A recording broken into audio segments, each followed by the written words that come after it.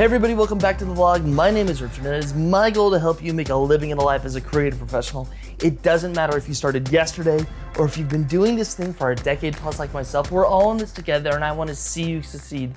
On today's episode of the vlog, we are talking about the new M1 Max MacBook Pro. I wanted to quickly jump on here and share some thoughts on my opinions of the computer, what I like, what I dislike, and really help you guys out in terms of trying to find that computer that's going to last you over the next couple of years. Let's be completely honest, MacBook Pros are very expensive and you want to make the decision correctly because you don't want to go out and buy a new computer. So a little bit of details about the computer that I got and the specifications.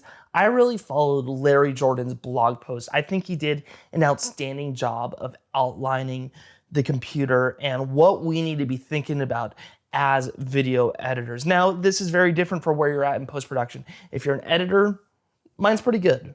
If you're a visual effects artist or you work with motion graphics, that's a different story. But for me, I went with the 10-core CPU, the 24-core GPU, and 32 gigabytes of RAM, which is a lot, especially with the M1 Max chip. And I'm really happy with it. I've run a few tests on it, and it is incredible how much power that this computer has. And when I say it has a lot of power, I'm not joking. This computer has more power than I've ever seen or I've ever had. It is truly phenomenal, the things that you are capable of doing with this computer. The first thing that I did after downloading all my files from my old computer and setting things up was going to Red's website and downloading an 8K raw video file from I think it was like the Red Komodo or V-Raptor. I can't remember which camera, but at 8K and raw, very big, very difficult to work with under normal circumstances, and just dropped it in the timeline. And to my surprise, it played it.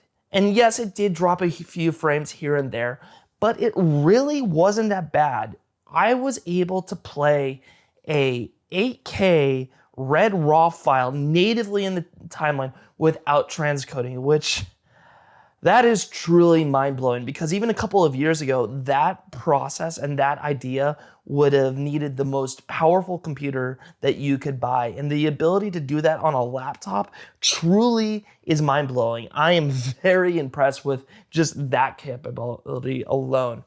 I also went out and downloaded a 4K red raw clip and dropped 9 of those simultaneously in the timeline. I had 9 clips as a grid on my timeline. I was able to play all 9 streams at the same time. I also tried playing with other software like DaVinci Resolve. Resolve had no problems with 8K and 4K red footage. The only issue that I've had so far is motion graphics. Recently, I was trying to play with some 4K 8-bit 60p footage that I shot back at the end of September, and at times, it couldn't keep up. It couldn't render the frames fast enough. So we still had that lag that we've all experienced in previous circumstances. If you're a visual effects artist or if you work with motion graphics, you're gonna wanna spec this computer completely out. You're gonna wanna really dial up those specs because in reality, you're likely gonna need them. You're gonna need the most beefy computer that can handle this footage on a more regular basis. Besides that, I really don't have that many frustrations or pain points with this computer. I'm really liking working with this computer because it is making my life easier.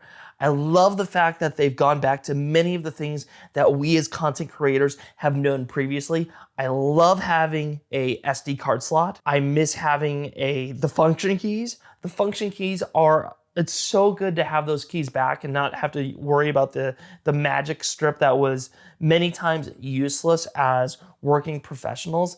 And I love how they brought back MagSafe. The fact that I have MagSafe gives me a lot more comfort knowing if somebody snags my computer, I'm not gonna have a broken computer in a moment. I'm really happy about this.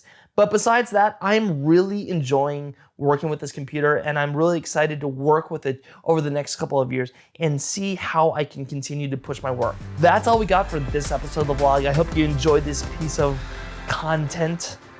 But until next time, create, share, and sustain the life that you want. Get out there and make some awesome work. Thanks, guys.